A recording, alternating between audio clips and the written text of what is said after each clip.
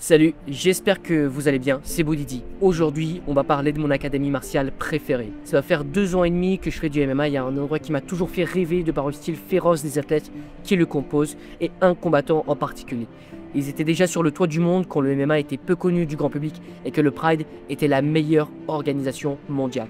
À l'époque du Pride, c'était Wanderlei Silva, les frères Rua, Anderson Silva et d'autres noms mythiques qui arboraient cette étoile pour combattre.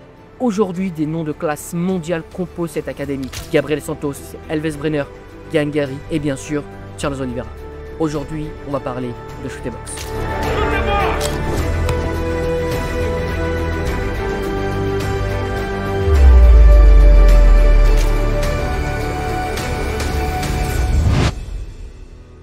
Pour commencer cette folle histoire, il faut prendre une machine à remonter dans le temps et revenir en 1979 à Curitiba, au Brésil.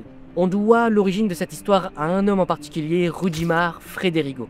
Rudimar est passionné de Muay Thai et il ouvre cette académie pour transmettre sa passion, mais en 1991, avec l'expansion du jiu-jitsu brésilien et du Vale-Tudo, ancêtre du MMA, l'académie se diversifie. Si nous prenons le MMA comme un triangle avec comme différents segments le striking, la lutte et le sol, Rudimar a voulu maximiser seulement 2 aspects de ce triangle, le striking et le jiu-jitsu brésilien. Encore aujourd'hui, c'est ce style qui est enseigné à Shoot Box. Il ne faudra attendre que quelques années avant que Shoot Box soit considéré comme la meilleure académie de MMA d'Amérique latine et du monde. À l'époque, la figure de proue de cette académie, c'est le tueur à la hache, Wanderlei Silva. Quand le monde le découvre, il découvre aussi un style brutal, agressif et sanglant, signe distinctif de l'académie Shoot Box. Si aujourd'hui, en 2025, Nicolas Haute est au paroxysme du stoïcisme en ne laissant transparaître aucune émotion lors du coaching de ses combattants, l'académie Shoot Box est diamétralement opposée. Ils combattent avec le cœur au nom de leur académie et viennent pour faire la guerre. Dans leur gym, c'est l'intensité qui prime et à l'époque, ils vont même faire des pénaltys lors de leur sparring. En même temps, une autre académie émerge, la BTT, Brazilian Top Team, et une concurrence se forme donc entre les 2 géants du Brésil pour savoir qui a les meilleurs athlètes. Ces concurrences entre ennemis du même pays se concrétisera dans de nombreux affrontements au Pride, à de nombreuses reprises, confrontant le style diamétralement opposé de la BTT, ayant un style calculé et un jiu-jitsu patient face à l'agressivité des athlètes de Rudimar Frederigo. C'est lors de la finale du Pride en 2005 que Shogun bat Arona par KO, confirmant la suprématie de Shoot Box. L'agressivité de Shoot Box trône alors sur le toit du monde.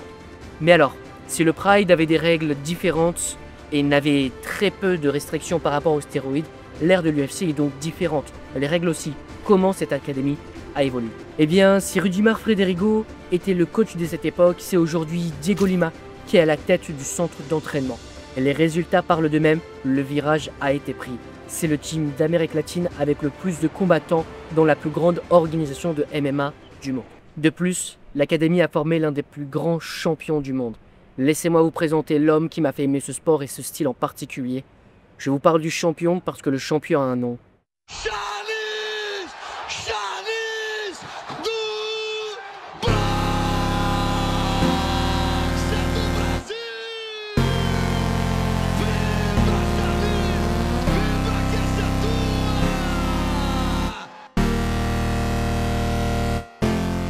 Voilà, je vais pas m'en cacher, pour moi il y a 2 combattants que j'admire au point où on pourrait me considérer comme fan.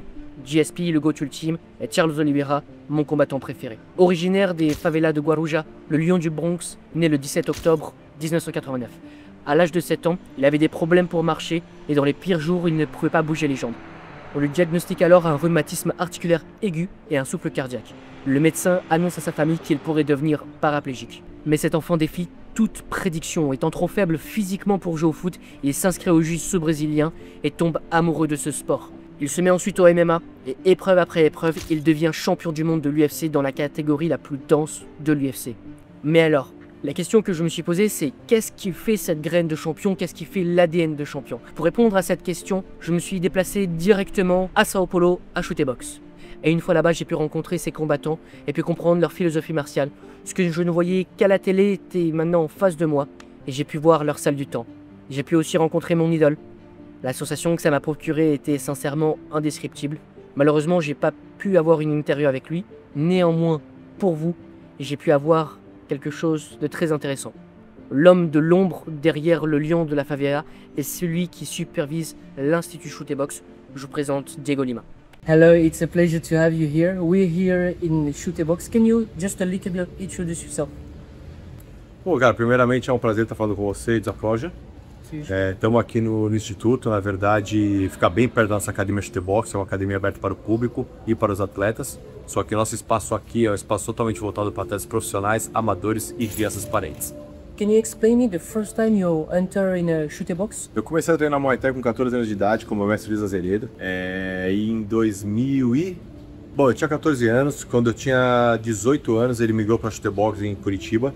Então automaticamente eu fui com ele. Então eu faço parte da Shoot Box desde meus 18 anos de idade, hoje eu tenho 44 anos. E aí eu comecei a minha história na Shoot Box. Eu ia todos os finais de semana para Curitiba, mas eu morava em São Paulo, de segunda a sexta. E aos finais de semana eu ia para Curitiba, que é onde nasceu a Shoot Box, e ficava na casa do meu mestre Luiz Azeredo. Okay. The old master of Shoot Box Curitiba is Fegel. No, what's his name again? Odimar Federico. Si, thank you. I don't. In Portuguese it's complicated. Yeah. Is your teacher is the one who gives you all the things you know now in coaching? O Odimar Federico é o fundador da nossa escola, né? Ele fundou a nossa escola há mais de 40 anos, mas eu sempre treinei com o Luiz Azeredo. E sempre que eu ia em Curitiba também, sempre que eu tinha honra, eu também fazia os treinos com o Odimar, com o grão-mestre Odimar Federico. E é uma pessoa que eu gosto muito, inclusive, de conversar. Porque eu acho que 30 minutos de conversa com o mestrão equivale a 2 anos, 3 anos de seminário. Então, realmente, eu treinei sempre com o Luiz Azeredo. E também o Odimar sempre fez parte da minha vida para me instruir, para me orientar como conduzir uma equipe. Cool. What is the best things that you learn from here that you see with him? Lealdade, dignidade e respeito. That's good philosophy. Shoot Box Curitiba is the original is the pastime with, for example, Wanderlei Silva, people like that. What difference did you see from this style of MMA from today's style? What's the difference? A Shoot Box ele é uma só, onde quer que ela esteja. Qualquer lugar do mundo onde tiver uma estrela da Shoot Box, é a Shoot Box. Então, e na verdade a única coisa que mudou é que o MMA evoluiu, então automaticamente todos nós evoluímos juntos. Mas a Shoot Box Showtime, que era antigamente, é a Shoot Box Showtime de hoje. Nós fomos feitos para fazer história, nós nascemos para dar show, para levar o coração para dentro de todas as lutas, e assim sempre vai ser. A única diferença é que com a evolução do MMA, a Shoot Box evoluiu junto. But it's more in terms of the mentality of where you're training. For example, the Pride don't have the same rules as the UFC. How you see this evolution of the sport? Eu acho que na verdade, no começo, todo mundo defendia a sua arte marcial. Então a gente acabava, no começo aí o pessoal sabia um pouco de tudo e focava muito na sua modalidade. Eu acho que hoje não tem espaço mais para isso. Hoje eu acho que não tem nem mais espaço para saber um pouco de tudo. Eu acho que para você ser campeão, você tem que saber muito de tudo. Então não adianta mais você defender uma modalidade, hoje tem que saber todas e muito bem feitas. Okay. For you, can you explain the Shoot Box style? Shoot Box não é uma academia de artes marciais, é uma família, é um estilo de vida. Então a gente mata e morre com a nossa bandeira. A gente nasceu assim, aprendeu assim e assim sempre será. Inside the cage is a very aggressive style. How can you explain this? Porque nossos treinos são lutas, nossas lutas são guerras.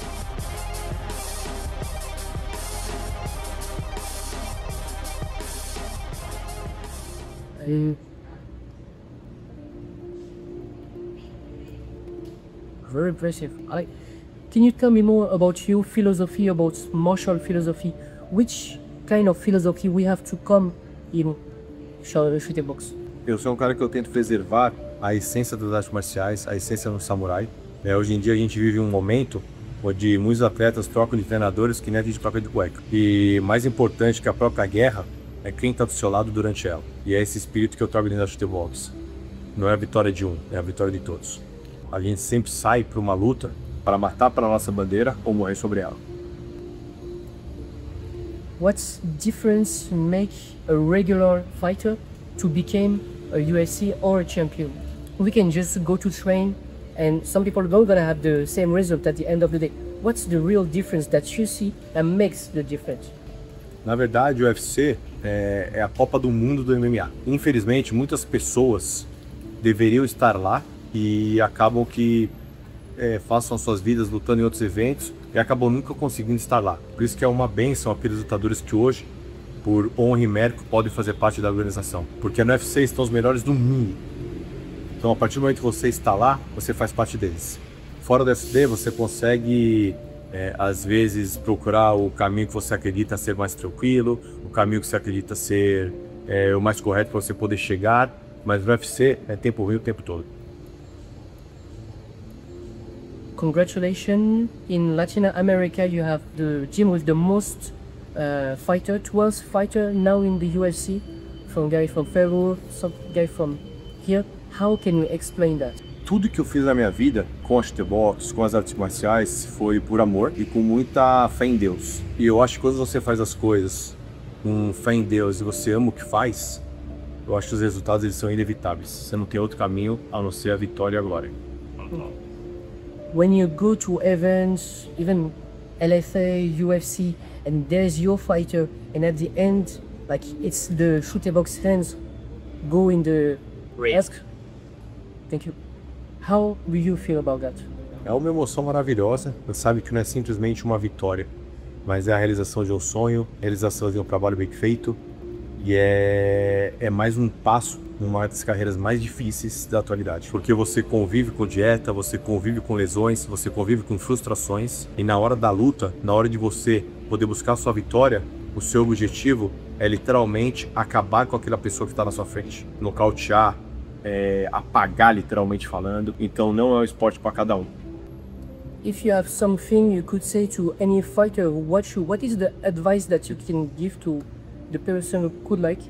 Eu diria para ele se preparar, porque o preço a se pagar é muito caro, é muito difícil. O MMA é o esporte individual mais coletivo do mundo, mas o preço ele é tão caro justamente porque é uma glória que só quem lutou sabe explicar. Now we're gonna, of course, talk about the champion. Champion Cabanel is Charles Oliveira. Can you tell me about the first time you saw Charles Oliveira and the meeting about you and him? Eu já conheço o Charles antes ele estrear no MMA, a gente já se conhecia. Ele e o Felipe Sertanejo, meu primeiro atleta, já faziam treino juntos, mas eu assumi a carreira do Charles em 2016. Mas nós já éramos amigos, já treinávamos algumas vezes juntos, e é em 2016 que eu acabei ficando responsável pela sua carreira. Então eu acho assim, não só nossa amizade aumentou, como aumentou toda a minha admiração pela pessoa e do todo que ele é também. When he came to you, he was in a like win, loss, and then when he came to shootbox, he have 10 win streak like that. How can you explain that? Uma águia sempre vai ser uma águia, um leão sempre vai ser um leão. Então, na verdade, ele só precisava despertar para o que ele já era. Ele só precisava realmente, que nem no filme Rei Leão, quando o Simba olha na água e vê que ele é um leão, era só isso que o Charles precisava. And when was the time that you see him and you know that one day he's gonna be a champion? When was this moment?